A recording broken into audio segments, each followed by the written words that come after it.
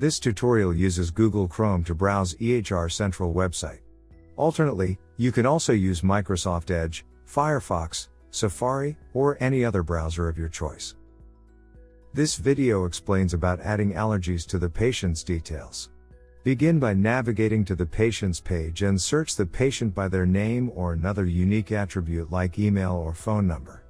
Once you see the subject, choose Encounters from this drop-down, and as you may see, some options have started to show up under the menu bar.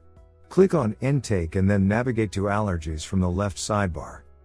Allergies section is classified into 3 general categories, including drug, food, and environmental allergies.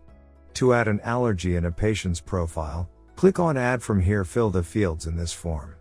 Each of these fields have drop-down menus and you can choose from one of the mentioned options. Besides, food allergy category doesn't show the kinds of allergies that emerge due to drugs or environmental causes. Let's pick peanut butter from the list. Though the other 2 are not mandatory, you can choose reaction type and severity of the allergy too. In case you are unsure about the kind of environmental allergy, choose Not Known or None options mentioned here.